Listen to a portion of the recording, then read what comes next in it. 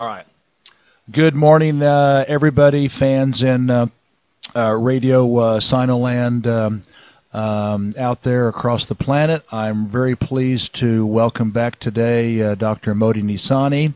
After our first interview that covered the broad theme of the Fermi paradox and direct democracy, and we promised everybody out there a follow-up interview. And I have Dr. Nissani back on the line today. How are you doing, Moti? I'm doing very well, thank you, and thank you for inviting me to talk again on your show. Really glad to have you. You know, we had hundreds of people listen to that program on 44 Days SoundCloud, and which was very exciting. And you even were inspired to write an article about our interview and expand on that, and you posted the article on Veterans Today and Dissident Voice, and I'll put those on my website. Yes. Can you please tell us about your article and how you'd like to fill in some of the gaps that we left off from our first interview? Yeah, basically, and I have to thank you for inviting me, because that was the inspiration for writing the article, which I wanted to do for a long time, but you know how things go, and I just never got around to it. So, following the interview, and of course, the article will have more substance to it, because it's, you know, you can think down, and so maybe I should, if you would like to, just a few points from the article, and then what I would like to suggest is maybe you give us, some of you, what do you think about the whole thing? And I'm sure you you've been thinking about it for a long time. Go ahead, Moti, fire away. We're all anxiously waiting to hear you. Thank you. Okay, the first thing that I added to the article is a point about specialization, and that we tend to accept experts as people that we should listen to. But what happens is that in today's world, that experts are experts in one thing, and apart from that, is something they call tunnel vision. So they don't see, most experts don't see the picture as a whole. And that's what I try to do in the interview, is provide kind of a holistic picture. Also, many of the experts, contemporary experts, are bought and sold. So if some of the ideas that we put forward, you and I, in the first interview, sounds a little bit odd, it could be that because of that, because experts are not telling the truth, many of them, and many of them don't know the truth because they are experts in one thing and ignorant about the rest. So that's one point I wanted to point out. The second point is that there are many warning signs that are surrounding us. If we just pay attention, most people don't, apparently. The world scientists, the Pope, even the Pope, imagine that. The Pope is saying that we are in deep trouble and that we have to change the entire system. And if we look around us, we find out so many things that are so many warning signs that, for example, the air that you breathe right now in Beijing is not as good as it should be. Fukushima. Sure. That's for sure. Think of Fukushima. It could be. Some people are saying, "Oh, they are not telling us," but it could be that that Tokyo eventually will have to be evacuated. Think of the Gulf of Mexico. Think of everybody knows about the bees. The population is declining. It's all these are signs that something. Yes, something. Bats. Frogs. I mean, we have the similar constitution to all these animals, and our DNA is not that different from them. They're going down. So it's a warning. Now, the main point of our interview that I was trying to make is that, you know, somebody like Guy McPherson talks about the global warming or climate disruption, and he says that by itself is going to be the end of the human race. Just that. Then you have somebody like Stephen Hawking talking about artificial intelligence. And he said that by itself and many others could be the end of humanity. Now, each one of these specialists is focusing on one problem, but the point of the interview was that if we take, and the point of the article too, okay, let's say that Guy McPherson, who is a scientist, an ecologist, he knows what he's talking about. He said it's 100%. Or maybe if you push him against the wall, you'll say the chances of extinction already, it's too late, are 99%.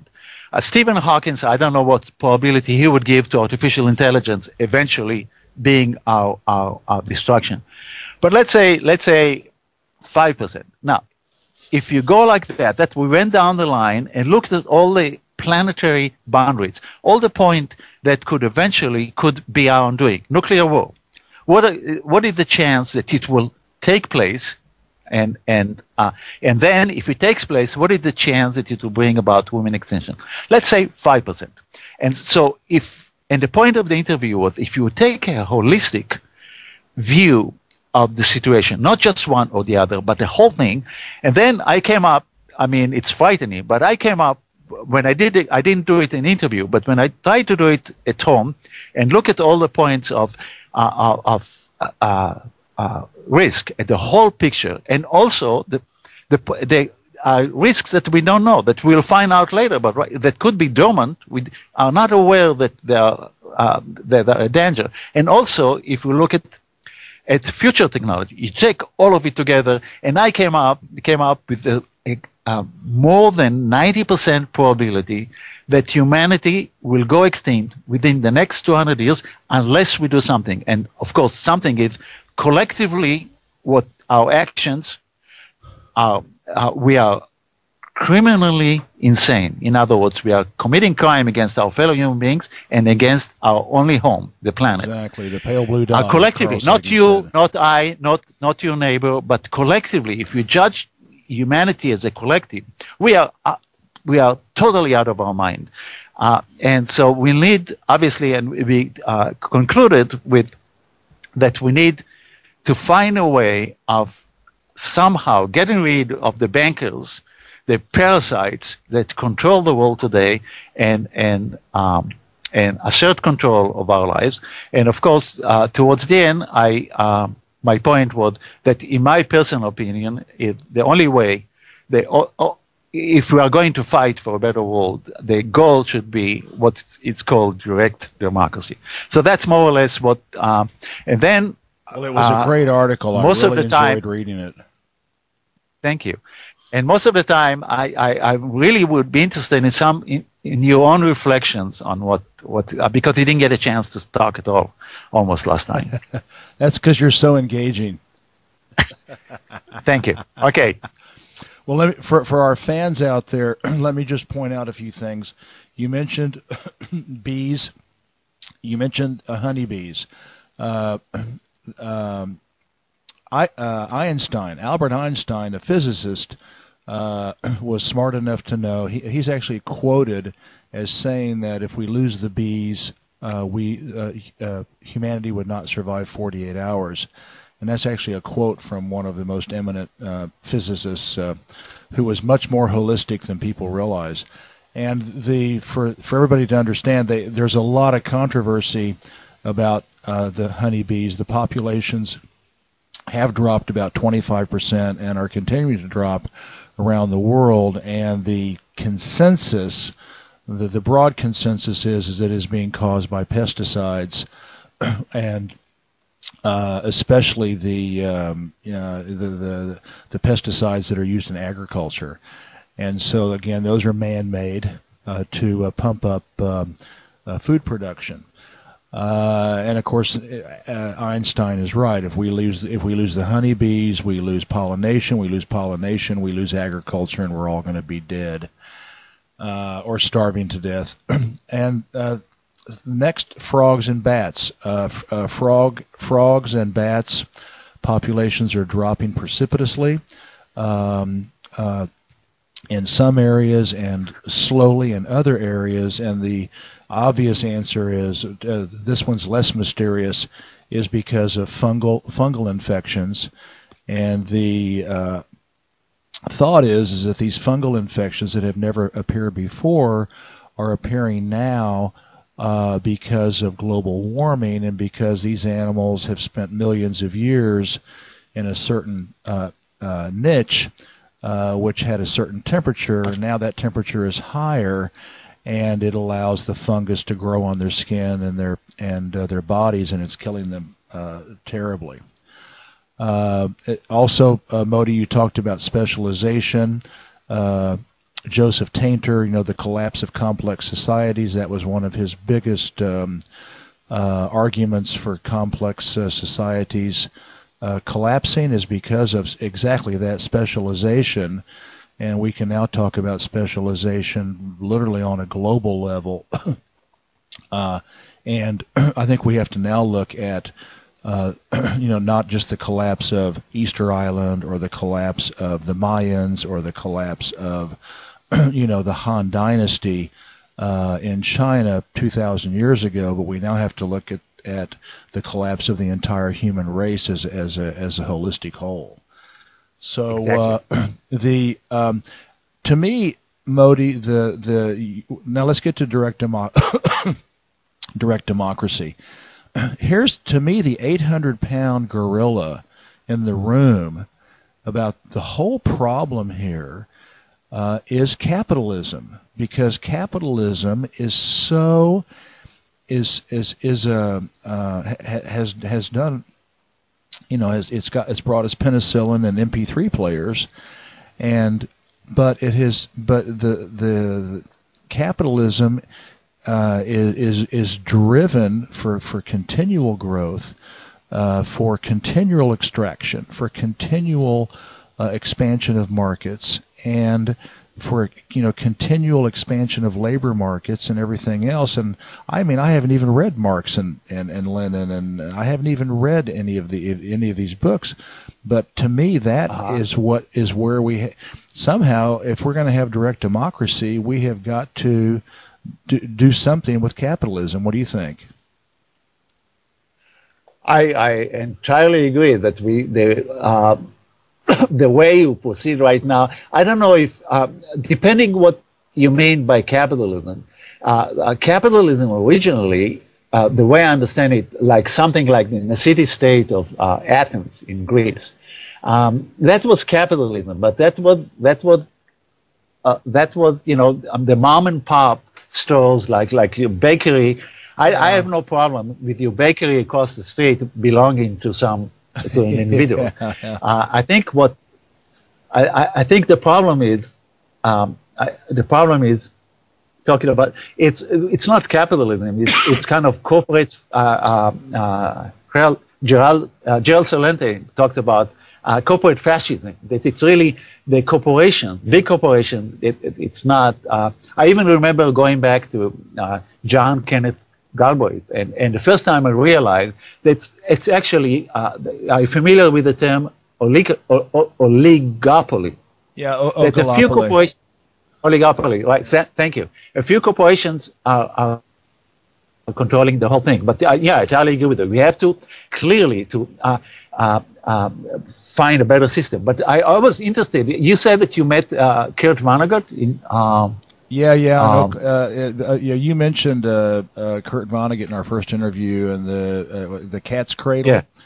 And Ice Nine, and anyway, I recalled that I actually saw him. He actually came to Oklahoma City and gave a talk at Oklahoma City University in the early 2000s when we were living there. And he was such an amazing man, and he was such a wonderful speaker. He had tremendous charisma, and it was very interesting that he actually came to Oklahoma City. It's not exactly a mecca. Yeah, a mecca of intellectual thought, and it was actually quite controversial. There were some people that were trying to prevent him from coming, and I didn't realize at that time just how radical he was in terms of his ideology. And I think he would probably agree with us that something has got to change. What really, I agree with you. The baker, the barber, the plumber, the the electrician, etc. And I think this gets back to one of the biggest hoaxes in the world is globalization. I mean, I'm sitting here thinking, I remember reading articles back in the 2000s how the Dutch, quit growing cut flowers in Holland and started growing them in Kenya, and were growing flowers in Kenya and cutting them and putting them in refrigerated containers to fly to Europe to sell cut flowers, in Europe, and I'm just sitting there going, this is insanity. I mean, this is just, so to me, the first thing to do is we've got to scale back globalization, localize, and get back to it, street markets and local markets, and think local, grow locally, produce locally, and get rid of the inanities of globalization, because it's just literally killing the planet. Absolutely. I remember when I would just begin to understand what's going on. I was reading a book called "Small is Beautiful." I forgot the writer. He was an Englishman. But are you familiar? Small is beautiful. But anyway, the point he was making, here we have, I remember it's exactly what you're describing. We have a truck that's sending cookies or whatever from California to New York, and a truck that's sending cookies from New York to California. The whole system is but earlier you made another comment that I would like you to follow up, and that's Papua New Guinea and Jared Diamond. What was they talking about? We both agree that most world leaders are psychopaths. And absolutely, that somehow you have to be in order to govern a country, because you have to accept human suffering, you have to accept death, and you have to accept violence and feel no remorse, and that's the exact definition of a psychopath.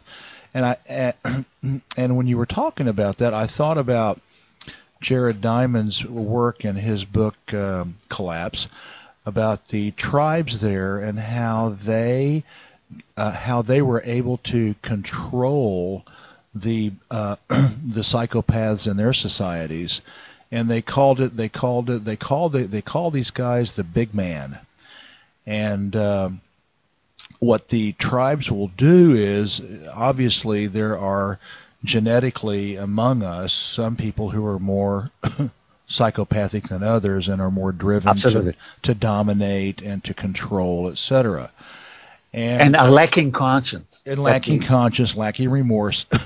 Unfortunately, these are the guys that are running our planet. And exactly. And in these hunter-gatherer tribes, which don't usually get more than a couple hundred people, and maybe that's where we need to get direct democracy down to, is that size.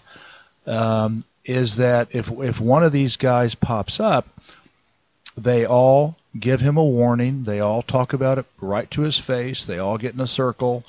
They all have a tribunal or a meeting and say, "You are trying to take away our direct democracy." I mean, basically, these tribes in Papua New Guinea are direct democracy. They make decisions collectively. Some are more vocal than others. Some are a little bit more managerial than others, and some are followers. But it is generally equality throughout the group. And as soon as one guy starts showing psychopathic tendencies, they take care of the big man by giving him 1, 2, or 3 warnings, and then after that, if he keeps it up, there are 2 options. They can either banish him from the tribe, kick him out, and push him out into the jungle by himself, or if he doesn't go away, they kill him. And that is how they are able to maintain peace and prosperity within their tribe, is by controlling and weeding out these big men who try to take control of the tribe. And it's these big men that are the presidents of France and England and the United States and all over the world. That's what we're dealing with on a global level. Exactly. That's just really beautiful, and that is what we need to do. We need to find a way of kicking out these guys. I remember I saw a movie once, many years ago, and it's about Inuits or Eskimos at the time they were called, and it's and some Europeans they get stranded, and they're living with the tribe, with the people, but there is a scarcity of food, and each one of them, the locals are. They accept them as their own, but they cross the line and they behave like psychopaths, and they take more for themselves, and eventually they drive them out of the tribe. Another example of exactly, and that's a solution for me. That's a question we have to. That's for our listeners. If we are trying to actually form a connection between Beijing and rural Argentina. So and here the quality of the connection is not as good as it could be. So can we continue? Big man, and how the tribesmen were handling it. Yes, that's the perfect solution. That's what we need to. I was trying to tell you a story about an Eskimo Inuit tribe that had exactly the same manner, and probably in all of them, you cannot have psychopaths is probably lack of conscience and irresponsibility are probably something like 5% of population, and we should realize that what the modern system is giving these people, if we can call them people, a tremendous advantage. If you are in a corporation, if you are willing to stab your competitor, if you are willing to kill him even. Well, of course you have, if you are Rockefeller. Okay, Rockefeller is one of the most important guys, his descendants. How did he get to power? I'm sure you know it. He got to power by killing. By killing his opponent, by doing anything he possibly could. Or the Russian oligarchs, the people, the billionaires who control Russia and Ukraine, they are criminals. They are not just, they are psychopaths. Almost all of them are men that not want. So the question is, and we are going to talk about direct democracy. It's interesting that the Greeks, the ancient Athenians, had exactly the same mechanism that you're describing. They called it, if somebody came around and they didn't impose a threat to their democracy, they had a mechanism that I'm sure you know about it. It's called ostracism. They didn't kill anybody. They didn't ask him. They asked him, "Senor Psychopath, you're posing a risk to our democracy, and we'll kindly ask you to get lost for 10 years." Right? You are familiar with that, right, Jeff? Yeah, where they banish them. They banish them. They banish them. Can you hear me? They banish him somebody. They didn't do it very often because it wasn't necessary. But it was, again, it's just like the tribes that Jared Diamond is describing. They had a mechanism of unloading their psychopath, and they will just, for example, one of the people who got ostracized was the famous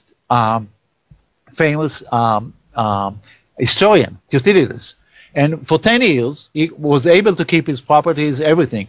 But the people will get together and said and vote, and they exercise it very little. But so that should be, we have somehow, if we are going to survive and if we are going to live in freedom, which we are losing, if we're going to have some kind of equality of wealth, if you are going to have peace, we have to get rid somehow. That's the key question for me. The key before we go in political. That's the key. We are not going to have direct democracy unless we find a way of ostracizing the Rockefellers, how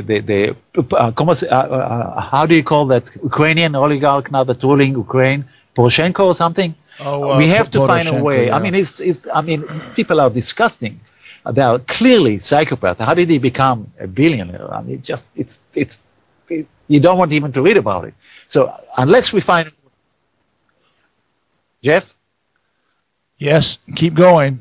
unless we find a way of somehow, and that's a talk for another, but that's the key challenge to humanity. How the 95% of us who are not psychopaths, how do we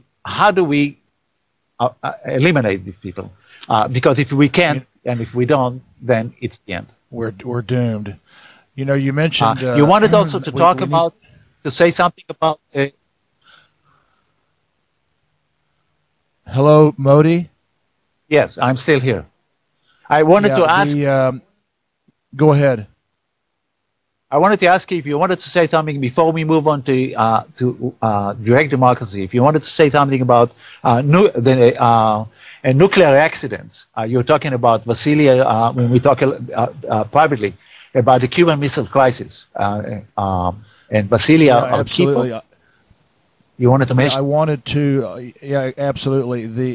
But I do want to point out that not only is it politicians, but it's CEOs and presidents and COOs and CFOs of corporations who are also psychopaths, because you know, corporations gleefully kill people, maim people, poison people, and by the millions. And so it's not only a political problem, but it's a problem with our economic system too.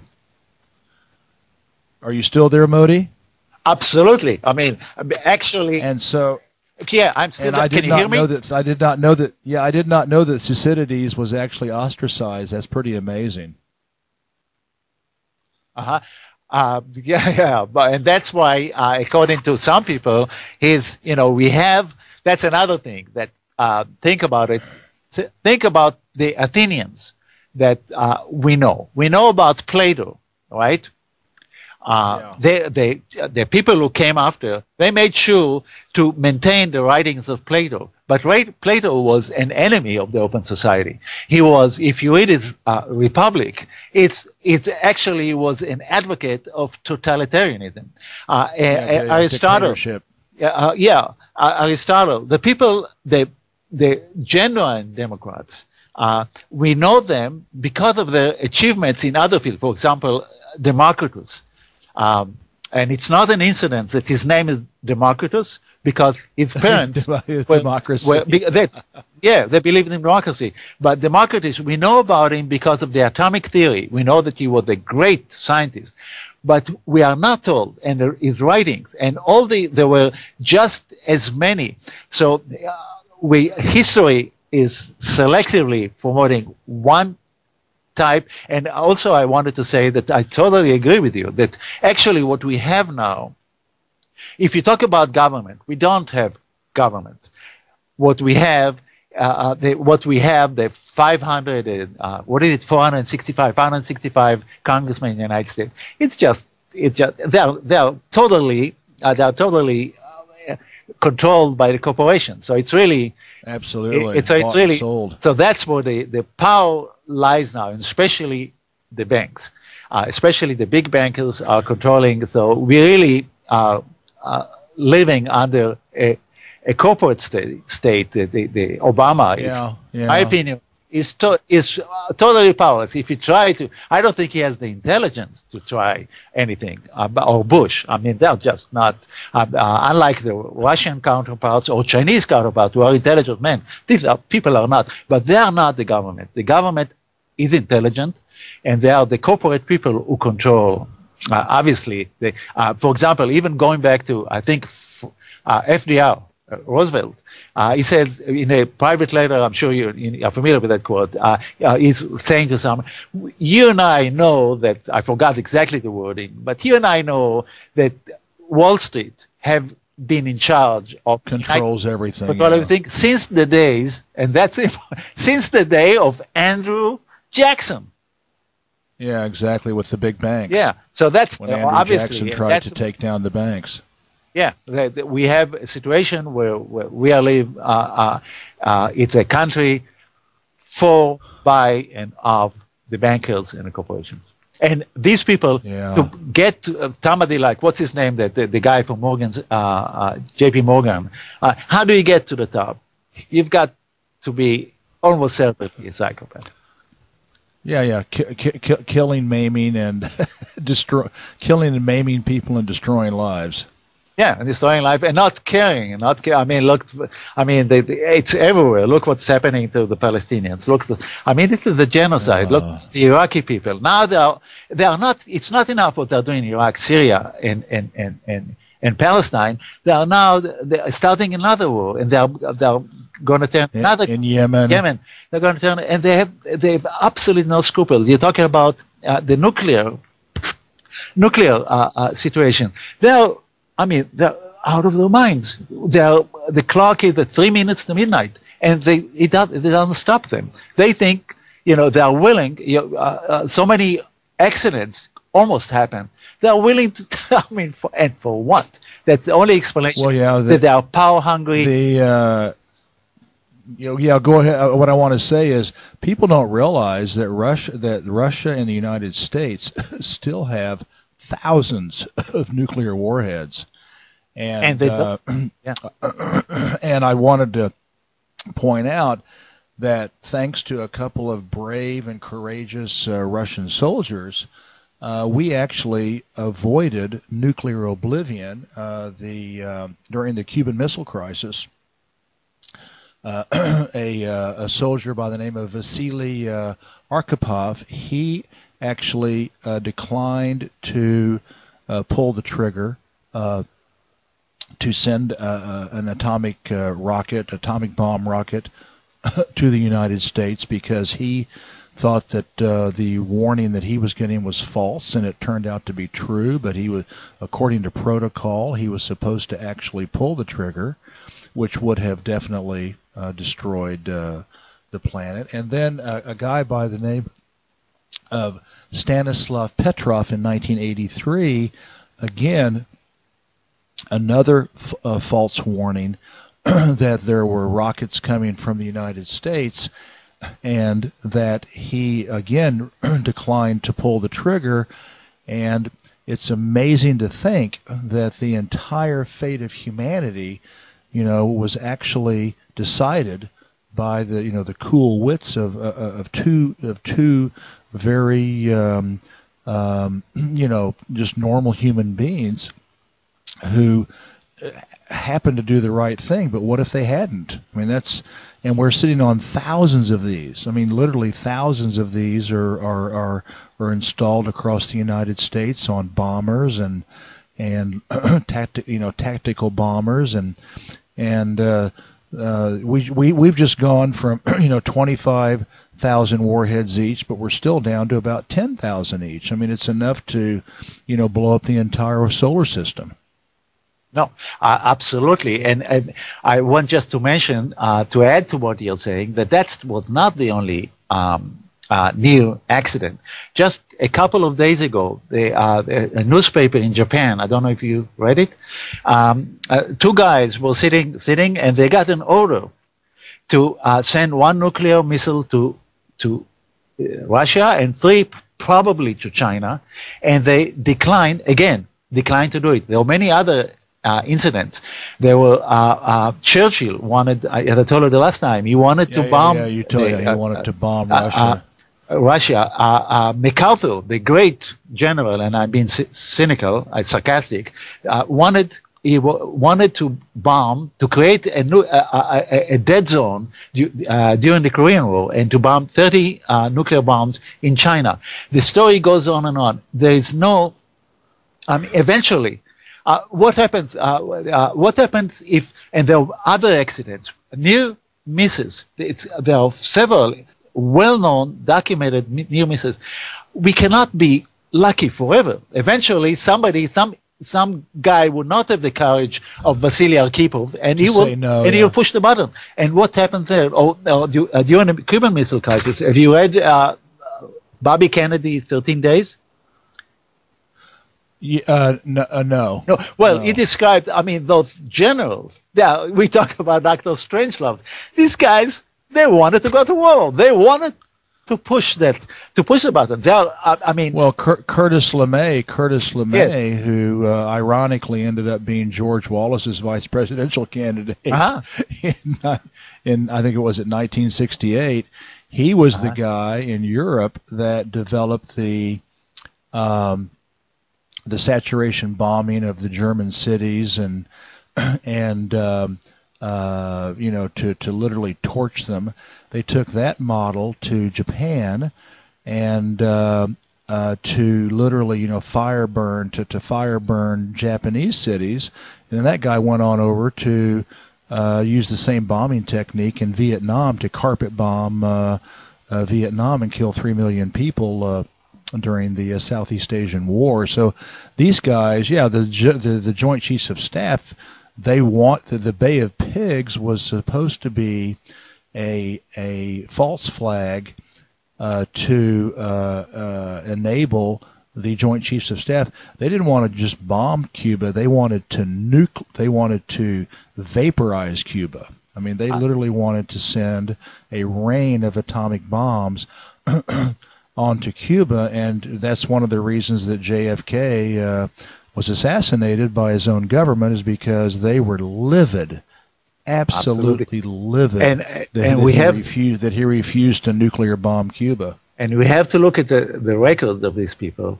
They are the ones who annihilated Hiroshima and Nagasaki totally needlessly, just to scare the Russians away. They are the ones. I was reading a few days ago, I forgot an article about the bombing of, talking about Kurt Vonnegut.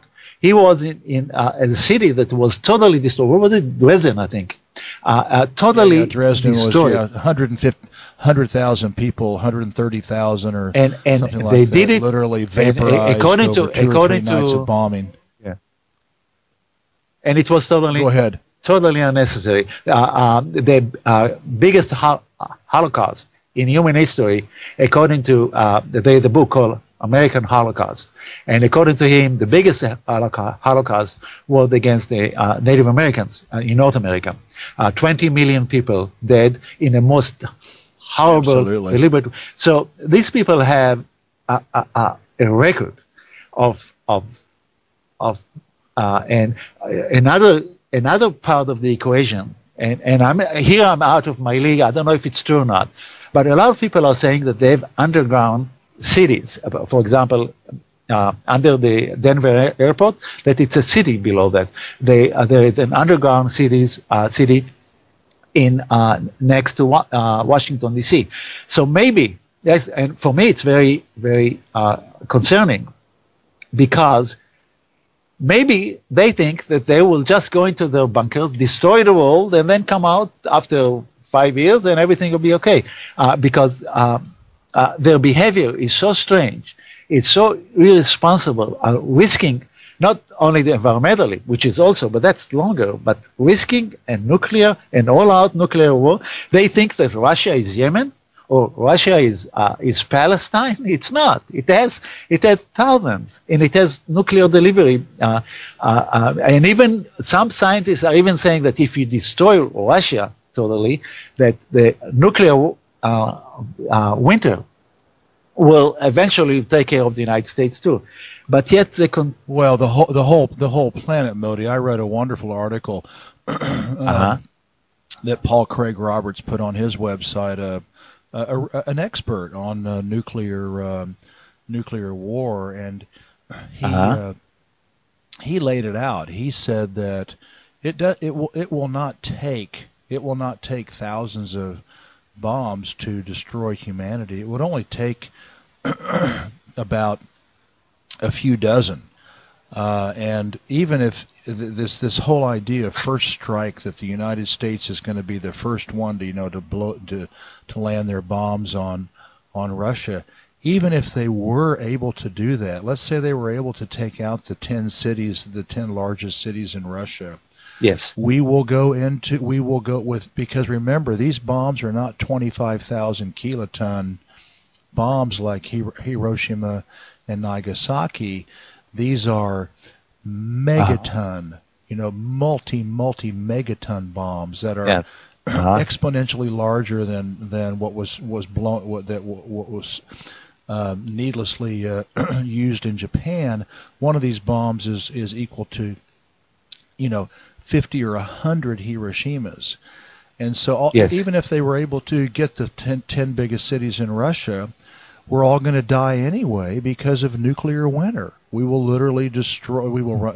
Food production will stop. Photosynthesis will stop around the planet, and we will literally go into Cormac McCarthy's book, The Road. If you ever saw that movie or read that book, about sort of which one? Holocaust. Which one? Cormac McCarthy's book, The Road. It was made into a movie with Viggo Mortensen. I highly recommend it. Anyway, it's a post-Holocaust. It's a post-Holocaust hellhole where nothing is growing. Agriculture has ceased, and the few remaining survivors are able to survive through cannibalism. And that's what we'll have, even if the United States succeeds in their first strike, because we will literally destroy photosynthesis, and we will destroy crop production, and the whole thing comes tumbling down. Yeah, I'm not. Another book, by the way, that's the one that I remember many years ago, On the Beach. Where the with this the nuclear in Australia. In Australia, and how the cloud of cesium, radioactive cesium that has a half-life of, I forgot, maybe a few months or maybe a couple of years, is moving towards them, and they know that it's coming. I don't know exactly, the probability. Maybe some life, or maybe human life, can survive. Maybe if they go underground for 2 years and then coming out. Remember, if they do have the underground bunkers, and if they are well equipped. But Moti, they have the underground bunkers. Of course, 9/11 was a gigantic false flag, and one of the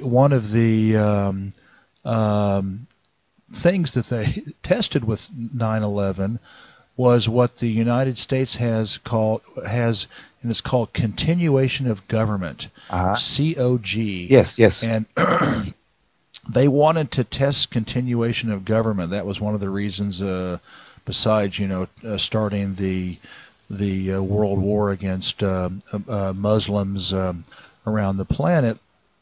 They wanted to test continuation of government. They went into that bunker. Dick Cheney went into that bunker outside of Washington, D.C. What is it called? Mount bunker. Do you remember the name? Mount something? It's Mount something. Yeah, exactly. You're right. Yeah. And I'm sure they have one in Denver. And I'm sure they have probably 2 or 3. And yes, these guys are willing to destroy humanity, literally wipe out the human race, hide out with their NASA meals for 2-5 years and come out and live with the cockroaches that have survived. No, it's entirely possible. I wouldn't put it past them. That maybe that's the most worrisome thing is maybe that's a plan. We don't know what. Exactly. I don't know. I mean, it's so bad. It's so unbelievable that that's what we have to live under. Well, Moti, we haven't gotten any closer to solving the world's problems with direct democracy. How do we get there? How do we bring? That's the key. By the way, I wanted to ask you. You know a lot more about this than I do. We know that in Papua New Guinea, most of the hunter-gatherer tribes were anywhere between 50 and a couple of hundred people, and those were direct democracy, where they were able to get rid of the big men. Yes. The psychopaths. What were the size of the direct democracies in ancient Greece? Ancient Greece, it's Athens, the city of Athens, had the population was about 40,000.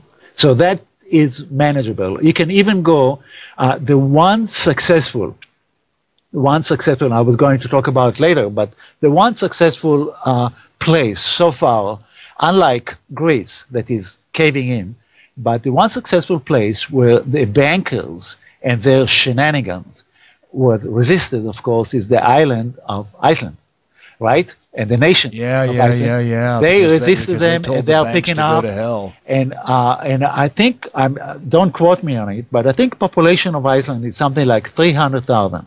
But of course, the people there are highly literate, and they were able to. And they, again, it shows you that was going to be one of my examples of the power of direct democracy. They were the bankers, of course, wanted to take over and wanted them to enslave the people of Iceland, like they're doing in Greece. Yeah. With the vote today for the referendum. Tomorrow. Let's hope they vote no. I just read an article about it. So the referendum tomorrow. But in Iceland, what they did, the key was exactly. Greece is trying to repeat it, but Greece, I'm not sure, but some people like Engdahl and James Petras said that that the Greek government is really a phony government. It's not my opinion. I don't know what's going on. And they are saying that in that case, it's for example, that the finance minister is actually an Australian citizen. Right there, they lived in the United States in Australia for a long time. So they are already sold out. But to go back to size, to go back to the question of what's the size, it seems that 300,000. If you have a literate population, you can still do it. Athens, something like 40,000. So it's absolutely true. If we are going to have direct democracy, one way would be to decentralize and maybe to keep, if you're talking about the United States or France or China, is to keep the central government, but with minimal powers, and to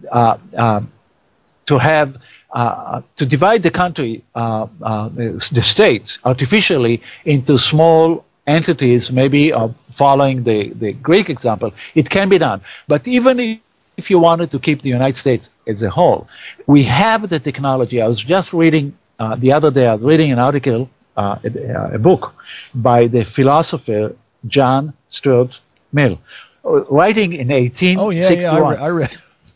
yeah, I read him when the social contract. And he has a book. He has a book, Considerations of Representative Democracy, and he lists there the many reasons why direct democracy, where the people govern themselves, is the best system. So we have many reasons to believe, and we can. What I was hoping to do is maybe just give, because most people, first of all, would you like now to move to the question of direct democracy? Are we ready for that? Yeah. I would like to point out, though, is that I think you have to discount the size of Iceland because it is an island. Yes. I've always speculated that the only reason the Cuban Revolution, the communist revolution there, and the socialist revolution has survived since 1959, and that it has not been subsumed by Western colonialists, is because it is an island. I mean, islands are, England was invaded early on, but even Hitler paused about trying to invade England. Yeah. And so islands afford you a tremendous buffer from outside influence. Yeah. And I think that Iceland being an island, even though they are literate and everything, if Iceland were connected to Norway, I don't know if they could have done it, just because there's something about that land bridge that just makes it very easy for enemies of the state to penetrate and bring down the system. I agree. Iceland are just great, and they have that protection. Also, in both cases, Iceland and Cuba. You mentioned Cuba. I mean, we know, it's been documented, that the CIA tried to kill Castro for at least 100 times. Man. 50, I mean, they tried every times. every trick, and they would have. If they could, they would have killed the president. What happened in Iceland is they had a president who said, no, I'm not going to bail out, to transfer the wealth of my people to the English bankers without asking my people if they feel like saving, enslaving if themselves. feel like donating the Rothschild and Rockefeller families their money to. So he carried out a referendum once and twice, and they would have. If it were on an island, they probably would have killed him. I think that one explanation for what's going on in Greece, they remember the past. They remember that the CIA arranged a dictatorship there. Since 1945, Greece was one of the places where the CIA was extremely active. I remember being in Greece in the 60s, and there was fear on the faces of the people because they had a junta that. So they remember it. They remember the Greece. Even if they are not fascist juntas. Yeah, even if they are not traitors, think for yourself. You know, if you know about Castro, if you know about Lumumba, if you know about the entire Kennedy clan, if you know that these people, John Lennon, who've been wiped out. You know that there's people, if you defy them, if you defy the bankers, they will kill you and organize a color revolution or whatever. So it's not that simple. And you're absolutely right that Iceland, because it's a homogeneous society and because it's an island, and they have a protection, and Cuba also because another element is that you have to understand who you are up against. And Fidel Castro it so happened, if my memory is not deceiving me, he was present in Guatemala when the CIA organized the fascistic Arbenz. Exactly. And so Castro had a first-hand experience with American fascism. He knew that these guys, he knew he was clever, he was an educated man. He knew that these people, whatever they say, the movies, the propaganda, the New York Times, it's nothing. He knew that they are just as vicious as anybody the people, the bankers of Rothschild, the people who really control, they are willing to do anything for money and for power. So he had no illusions, and he was prepared. He had the intelligence and the experience to anticipate, and also, that's a little bit out of the way, but also he was lucky enough for the Cuban Missile Crisis, and he had the agreement between the Russians and Khrushchev and Kennedy was, okay, we'll get out, but you are not going to topple the Cuban Revolution. So that it was exactly a combination of factors that say. But to go back to direct democracy, I agree with you. There's no reason we can have. The best would be totally decentralized. But if people do not want to break it up, we have the technology now, at least for a referendum. Okay, they want to go to Iraq. Let's ask us. They want to have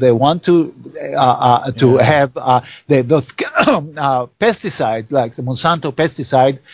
Let's ask us. And for example, you put every decision. Do we want? And it should be automatic. That the government, the point of direct democracy, one of the points of direct democracy, is that the government is powerless. It's every decision. The Greeks, the Athenians, they will get up once a month, or I don't know exactly, and they'll in a place called not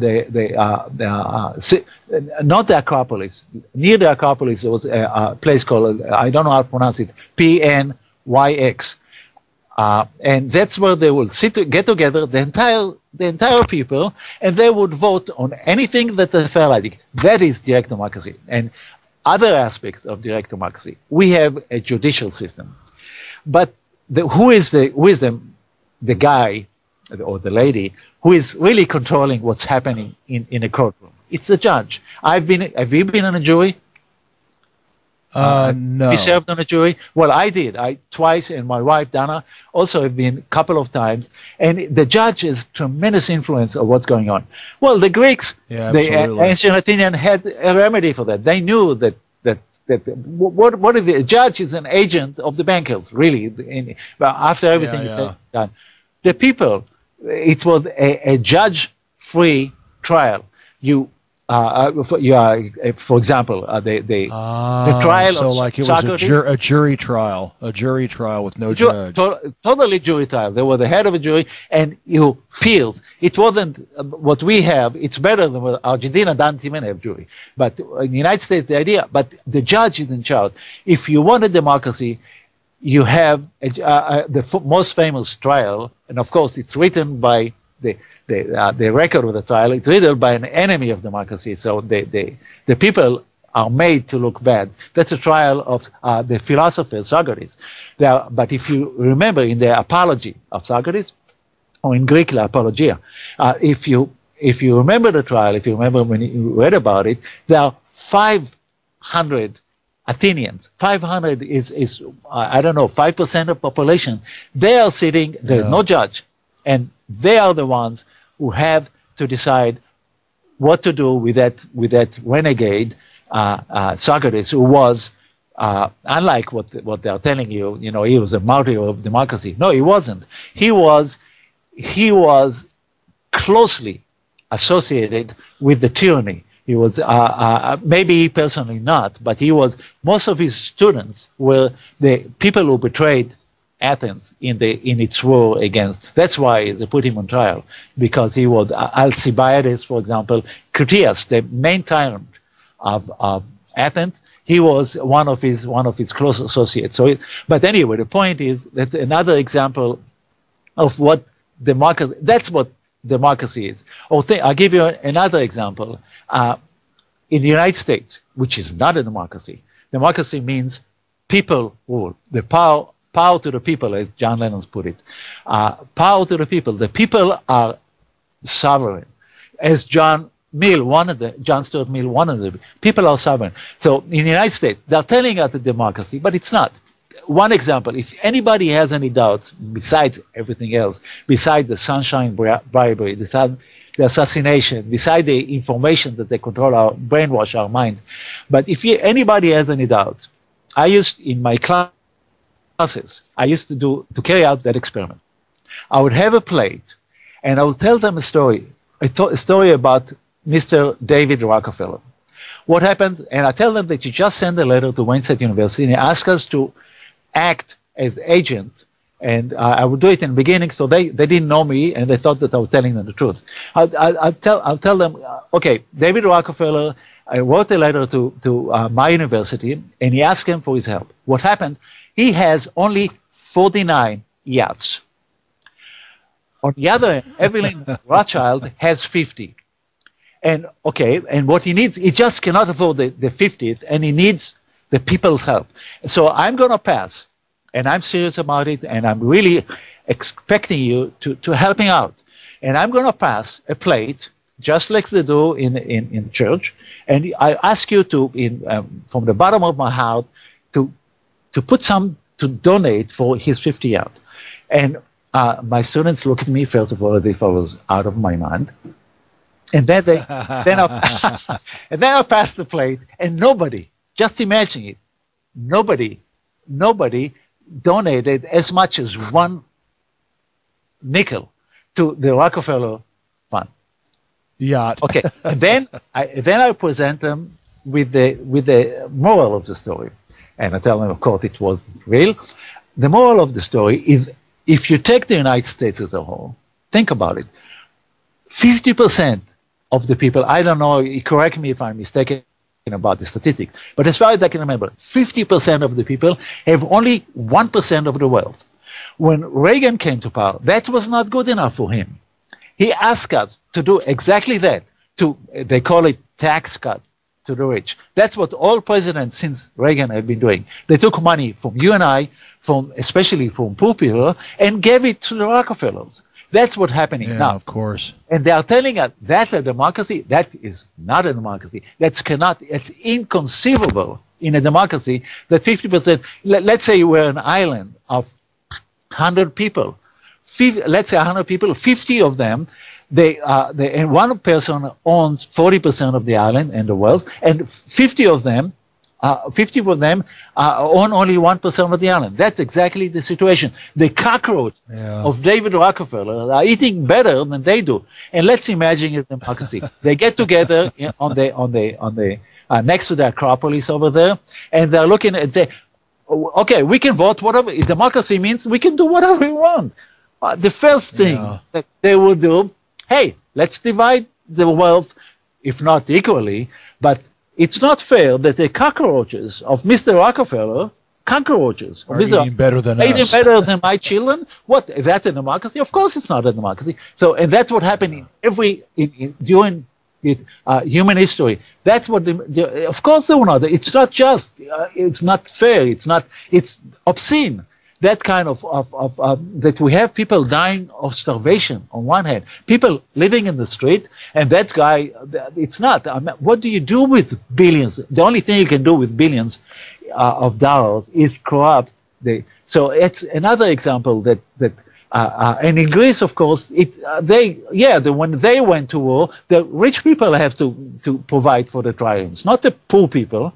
Poor people was by the service, and there are many aspects, and the reason. There are many reasons why we have been, like everything else, we have been collectively brainwashed against it's real democracy. We've been brainwashed against our own interests. Against our own interests, and we've been brainwashed to believe that from the cradle they are talking about mob rule.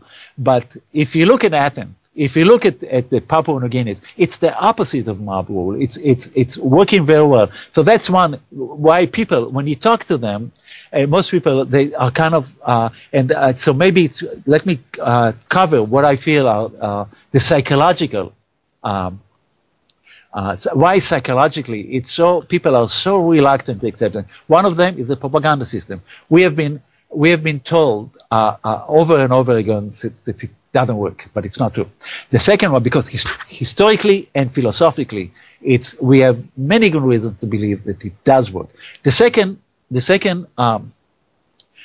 reason why so many people are reluctant to accept the fact that real democracy is the best political system there is, and it's certainly better than the joke we have now, is the opposition of intellectuals. And I mentioned Plato.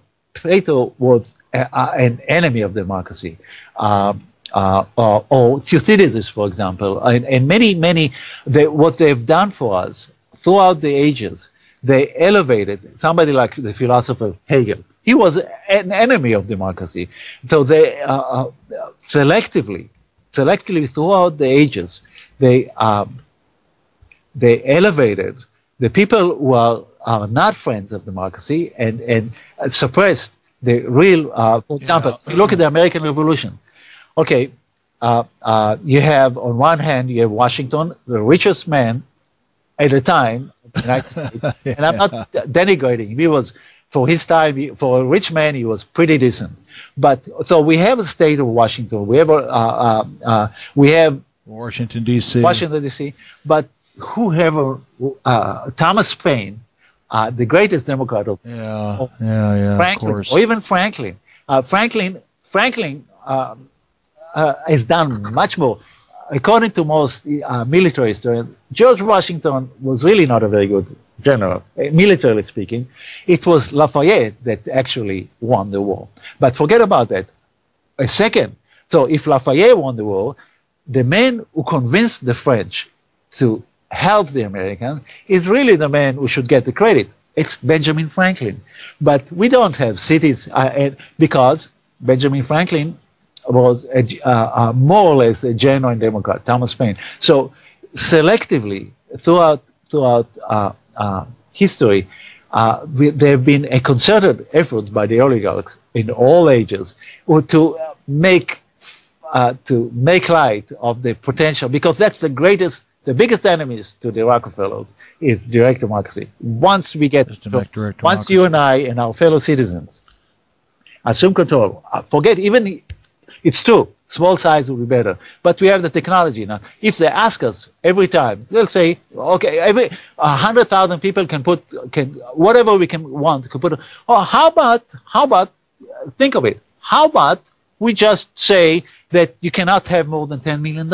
I think it's a great idea. That nobody should be allowed to have $10 million. Nobody should be allowed to corrupt. That you should stop how do they control us? They control us by bribing and pre-selecting our presidents. Right now, really, I mean, it's a joke at our expense. Clinton and Bush, another time, are they kidding us? But how do they do it? Because they have so much money. So if we could have, despite the propaganda, if we could have direct democracy, things would be extremely different. One of the and something's got to change, because you talked about even in the United States. Remember last year Vermont voted to put genetic modified organism labels on all GMO food products in Vermont. Exactly. And what happens? The corporations, the Monsantos and everybody else, and all the food processors come in, spend millions and millions and millions of dollars, paying high-priced lawyers to clog it up in the judicial system, and it will take 20 years for the decision to be made, and in the meantime, they get to continue to sell GMO unlabeled in Vermont. Exactly. Or tomorrow, look how scandalized how the bankers. They call them the Troika, but it's really private banker was standing behind the whole thing. Look how scandalized it is that the Greek democracy, the Greek of all places, the birth of democracy, or one of the places where it was born, that they have the goal of asking the Greek people what's their opinion. Do they want or not want? But let me give you, the idea of direct democracy. I wanted to talk about something a little bit apart from politics, because I think direct democracy does not only apply, and it's not only attractive but for organizations as well. I think we should, in factories, I think we should have direct democracy too. In schools, everywhere. Let me give you one example that captures. There is, and it's coming from music. According to some people, the greatest orchestra, I'm talking about music, the greatest classical orchestra in the world.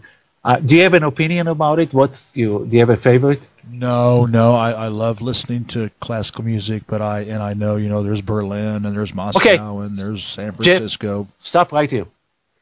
The first one you mentioned, and we didn't work it out. You just mentioned it yourself. The first orchestra you mentioned was the Berlin Philharmonic. Now, what is unique about the Berlin Philharmonic? It is direct democracy. It is a direct democracy. Somebody says, I'm going to quote to you because it's so important for people to realize that to be self-empowered and to realize that democracy means the real democracy. Direct is just really not necessary. Democracy, not the joke that we have, but how it is.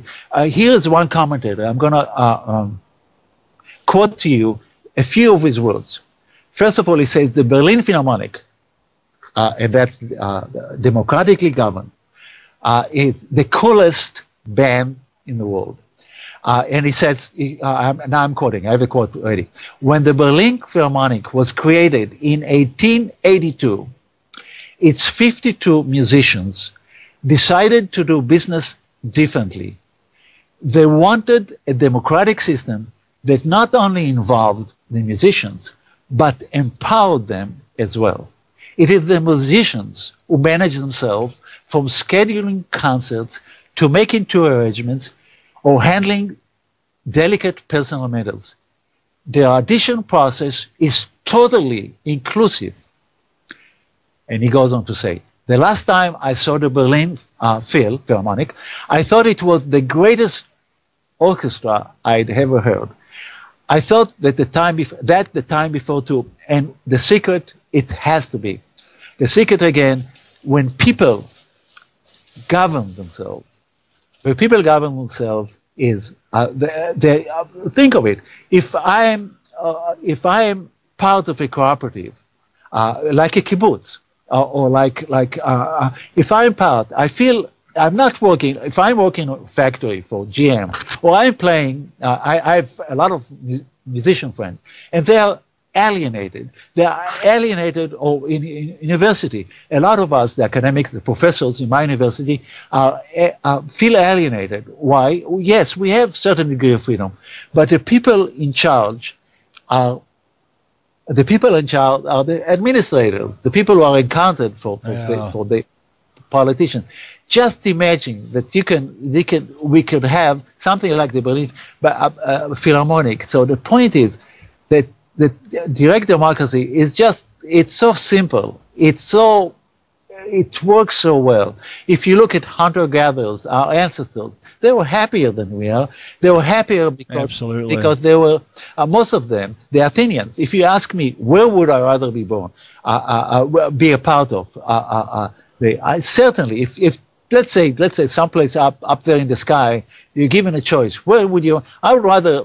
Well, I like reading too. So Papua New Guinea would not suit me because I like also the intellectual life. So, and the Iroquois Confederation, which was wonderful too, in some ways superior to the Athenian democracy. But for me, if you had to ask me, and absolutely, of course, there are disadvantages. I mean, women were not allowed to participate in slavery.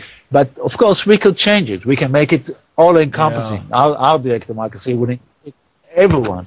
So if you ask me, where would I prefer? Of course, I would prefer to without air conditioning, without cars, without whatever it is that we have. But it's not superficial things. It's the community, the creativity, the self-sufficiency. They were economically.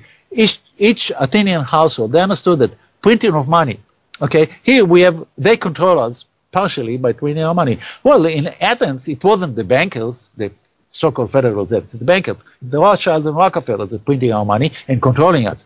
But over there, it was the state created money, and it wasn't just fake green paper, but it was silver, because they had silver mines. So I would have certainly chosen. So for me, kind of to conclude that part of our discussion, for me the ideal is direct democracy, and the means to do it is the your approach. Somehow, and that's complicated, that's the biggest challenge of it. Somehow we've got to get rid of the psychopath. We've got to find some way of unloading them. We are, as Marx said, and many others said, we are many and they are few. There got to be a way, I think, I hope. If not, then it's over for us. But there got to be a way of somehow, maybe by doing what you're doing, just trying to appeal to people. But maybe it's one of the ways. Remember, I sent you that article, the link, and I'll put it on the website. It was in the Guardian. It came out on Labor Day, May 1st this year, about how employees of companies around the world that have been shut down by the greedy owners because they can make money elsewhere, or they can do better doing something else, and leaving these people unemployed and penniless. They're taking over their businesses. They're literally going in and assuming control of these businesses that were going out of business or actually went out of business. And so they created cooperatives, and they had some wonderful examples. They had Turkey, they had Greece, they had France, they had Spain, they had Argentina, which actually was a huge business. They're in oil storage, petroleum storage, and that's now employee owned. And so that was that article gave me a lot of hope. And apparently Spain and France are at the vanguard of this.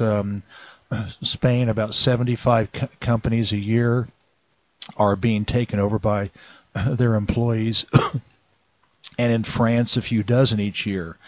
So maybe this is a model also that because we got to eat, we've got to put clothes on our back, and we've got to put a roof over our heads, and we've got to educate ourselves, and so and it does take money. We've got to make something. We've got to do something to. And of course, what I love about the article is every one of these were localized. They were, taking care of their local community first, and I think the in Greece they started to do some exporting some of their products into Europe, but the number one concern was to think locally and provide a life for themselves. So that's also maybe a possibility on the economic side. These employee stock ownership plans or co-ops. Along with some sort of democratic political system on a local level. I hope you're right, and it's possible, but I don't. I think we have many of us have a tendency to underestimate our enemies. They are very clever, and they have been. If you look at our lifetime, they've been winning for a long time. Let me go back to Greece, and because that's for me that's a solution. What happened there? There was the Peloponnesian War. It lasted 30 years, and at the end, the Spartans, the totalitarian Sparta won. That's the way, according to Karl Popper. That's the way, and that's truth. That's the way we are led to believe that the Spartans won, but that's not the truth. What happened after the war, the Spartans, just like the Americans now, established a horrible dictatorship. Plato's uncle, Critias, was the head of the dictatorship, and they proceeded to decimate the Athenian population. And the Athenians, they were people who were raised in liberty, and they had a choice. They could try to somehow work with the tyrants, but they said no. They believed, with Pericles, who was one of their leaders, that the only way that you can protect yourself from tyrants is to give them a bit of their own medicine, revolution. Thomas Jefferson, too, I'm sure you're familiar with the quote, that oh, absolutely. The tree of liberty, it says, and I'm paraphrasing, I don't remember exactly, must be nurtured from time to time with the blood of tyrants and patriots. And I believe, but to go back to Greece, okay, so they started a small group, and unless you really made it your business of studying Greek history, you don't even know the names. They are the heroes. They started with a small group, and they started at one place, and within 8 months, they reconquered Athens. They reestablished the democracy, and to the point where Athens and the democracy, the entire Greek world, believed that it was invincible, and they stayed in power, the democracy, for decades until Alexander, the dictator, the great dictator Alexander, the Great, yeah. Forget about it. Miscalled the Great. He was not great at all. He was a parasite. Yeah. He was a dictator, and he was power hungry. He belonged to the same group of people that are now. That's how they. I refuse to call him the Great. He was Alexander in my book, the Little. But well, he started by most likely killing his own father. Just imagine. And then he started by what's the mania of conquering the whole world? Is he out of his mind? What's driving him? What's the matter with this guy? But he's the one many decades where the democracy survived. It survived because the people, as Pericles says, you want freedom, you've got to be willing. Freedom takes, or Jefferson. So I think maybe it will work, but I've seen, I've studied the history of these people for centuries. They are willing to do anything. They have a plan, and they are bent on achieving total control of us, enslaving us, enslaving us, robbing us of what is ours, having perpetual wars as in 1984, and it could be, and for me, I know it's not palatable, but I don't see any way. If you want to get that, the goal is direct democracy, but they're not going to let us do it. They will stop every time anybody tries to do something like that, like in Iceland or Greece. The people voted. They're gonna win in Greece, one way or the other. They will bribe the politicians, kill them. I hope not. Moti, Greece has never been out of the control of the CIA since World War II. Yeah. The Gladio army, the secret army, the NATO secret armies, Gladio. Exactly. If that referendum passes, I will pass out. I mean, I don't think it'll happen. I think they will. It's going to be rigged no matter what. Exactly. So I don't think. But I think Greece has had any freedom since World War II. Yeah, I agree with you. I agree with you entirely. But it shows you the strength and how astute and how clever these people are. They don't have a conscience, but they do have a plan, and they are intelligent. And I think the only way, tragically, that is the tragedy of our contemporary era, that sooner or later, and we'll have to give them to fight back. I don't see. Okay, these are experiments of direct democracy in Iraq. The Kurds are trying it, Iceland, but these are isolated. I remember reading a long time ago a book by Huxley, Island, and you can do everything the right way, but they'll eventually come and destroy you. And the only way, for me, we have to figure out a way how to go to the City of London, the little, and how somehow to disempower Wall Street, how somehow to eliminate their power over us. And I don't, right now, everything else seems to be failing, and I'm tragically, and I don't want to do it, and I don't know if it can be done either, but the only way out I see is fighting back. Yeah, well, to paraphrase Mao Zedong, China's leader after liberation in 1949, revolution or change comes, from the barrel of a gun, and unfortunately, that's what history shows time and time again. The only way that effective change happens against tyrants is revolution, as you say. People have to that's the one thing they fear, and that may be, with all due respect to Mahatma Gandhi and all due respect to Martin Luther King Jr., who were for peaceful resistance, which I think has a very, very important role to play. But they were both shot. Exactly. They both got assassinated by the state. They both, and many others were shot by the state. So you can't. There is a quote somebody said to Martin Luther King: "This non-violent business is going to kill you." And that's exactly what happened. And many, you can go all the way to Jesus of Nazareth. He also tried nonviolence. He was also shot because they're willing to Kennedy and so many others. How can you fight somebody who is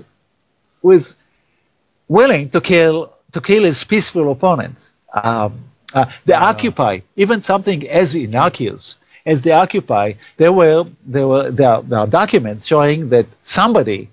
The FBI would not tell us who it is. It's probably them, but somebody had a plan of assassinating the Occupy leaders. So how can you fight? And forget about the Black Panthers, for example. How many of them have died? Yeah. Union activists. How many? Joe Hill and Big Bill Haywood. How many of them? Malcolm X. Malcolm X, or think about somebody as gentlemanly as Eugene Debs. They put him in prison. Okay, in this case, I don't. They didn't kill him, but it's almost the same thing. They put him in prison because he was opposed to a war that was fought for the Rothschild. The World War I, the United States had absolutely no business, and the American people, until the propaganda machine got going, they were opposed to it. So when you are faced with somebody who is willing to do anything, or look at what they've done to Iraq. I mean, this is a genocide. Totally, everybody knows that all the excuses that they use were just straight out lies. And if somebody, I mean, my question is to everybody, to those of us who are aware of what's going on, who care about humanity, who care about children who are dying needlessly. At what point do we say, basta, we are not going to accept it anymore? Enough is enough. Enough is enough. Enough is enough. 2 million Iraqis are not 2 million. We didn't anything. They are just a victim of 2 million Iraqis. How many Syrians? How many Americans?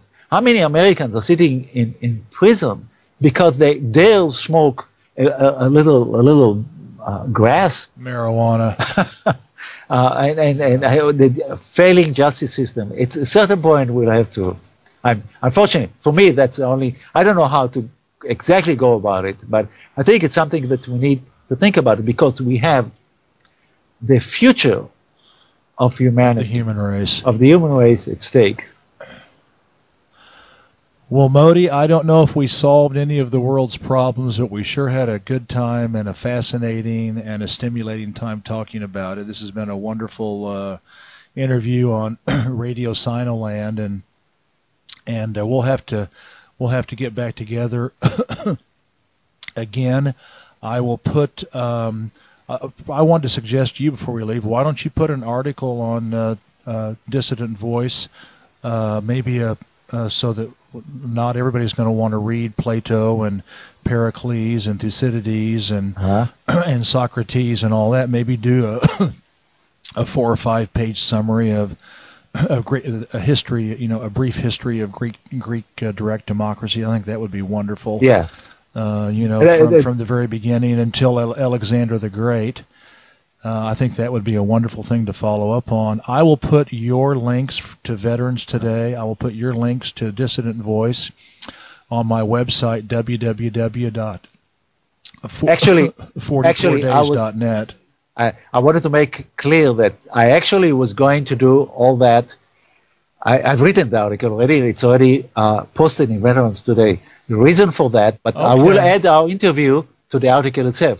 But the reason for that, and I know it sounds naive and a little bit stupid maybe, but I wanted to post the article before the Greek plebiscite, the referendum. And I know that nobody, only few people are going to read it, and it's not the Greek people, but somehow I felt an urgency to put the argument for the Greek people, to teach them, to tell them about their history, and to tell them that they should think about it, and they should, because it seems to be so I already. But what I'll do, I'll just add the link to our conversation to that article.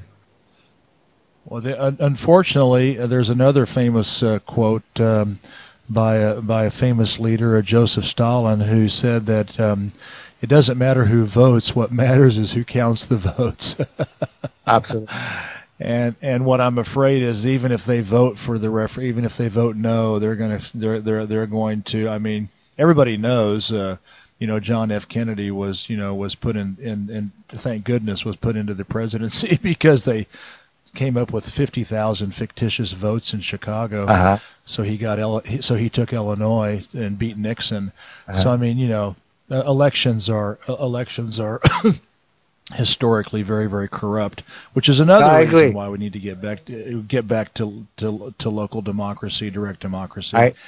So anyway, it's just been a fascinating conversation. Let's do this again in the future, and wonderful to have you on. You're a very deep and broad thinker, and I think we make a good team as far as stimulating discussion. And I wanted to thank you again and for inviting me. And yes, let's do it again. And I enjoyed our conversation as well. Well, enjoy beautiful Patagonia. It's already the vote in Greece is tomorrow, so maybe you can get your article posted before tomorrow. No, it's already posted. Okay. Well, send me the link and I will put it on my website. Okay. Okay. Great. Okay. Have a wonderful day. Well, yeah. Hugs to you and your wife, Okay. Donna, and from Beijing, and we'll get together soon. Okay. Thank you. Okay. Bye-bye. Bye.